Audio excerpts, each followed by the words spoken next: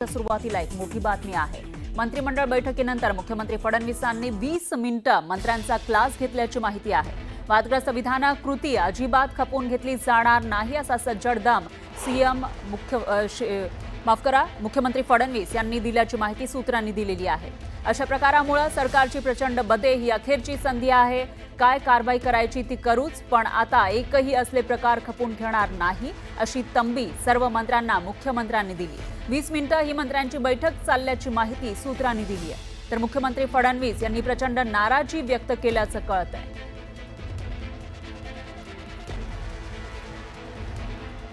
मागील काही दिवसांपासून बऱ्याचशा मंत्र्यांची वादग्रस्त विधानं व्हिडिओ समोर आलेले होते आणि त्यानंतर आता मुख्यमंत्री फडणवीस यांनी या मंत्र्यांचा क्लास घेतला आणि नाराजी व्यक्त केल्याची माहिती। या विषयी अधिक माहितीसाठी आपले प्रतिनिधी तुषार रूपनवर हे आपल्यासोबत जोडले गेले आहेत। तुषार, काय सांगाल?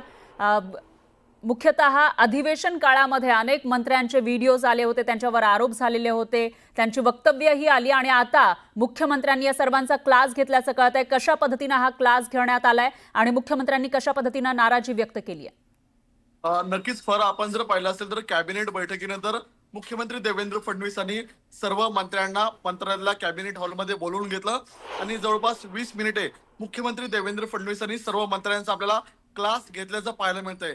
आपण पाहत असाल तर माणिकराव कोकाटे असतील, मंत्री संजय शिरसाट असतील, यासह विविध मंत्री आपल्याला वादग्रस्त विधाने करताना गेल्या काही दिवसांमध्ये पाहायला मिळत होते। यापूर्वीच मुख्यमंत्री देवेंद्र फडणवीस यांनी राष्ट्रवादी काँग्रेस पक्षाचे अजित पवार व शिवसेना पक्षाचे एकनाथ शिंदे या दोघांनाही सांगितलं होतं की तुम्ही तुमच्या पक्षातल्या मंत्र्यांची काळजी घ्या, त्यांच्यावरती तुम्ही कारवाई करण्याचे तुम्हाला अधिकार आहेत।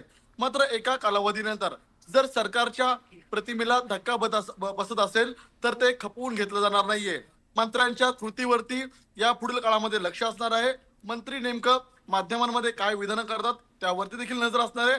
त्याचप्रमाणे मंत्र्यांच्या कुटुंबातल्या प्रमुख व्यक्तीने या पुढील काळामध्ये माध्यमांशी संवाद साधत असताना काळजीपूर्वक संवाद साधला पाहिजे, कारण की या सर्व गोष्टींचा थेट सरकारच्या प्रतिमेवर परिणाम होतो। त्यामुळे या पुढील काळामध्ये कारवाई करत असताना कोणत्याही प्रकारची समज ही दिली जाणार नाहीये।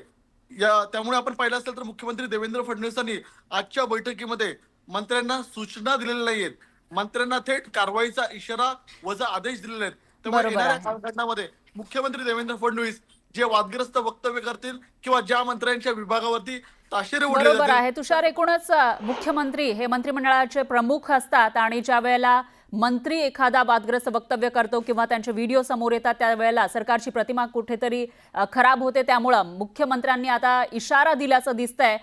त्यानंतर तरी या मंत्र्यांकडून अशी वक्तव्य येणार नाहीत किंवा व्हिडिओज येणार नाहीत अशी अपेक्षा आपण करूया। धन्यवाद तुम्ही दिलेल्या या सविस्तर माहितीसाठी। आणखी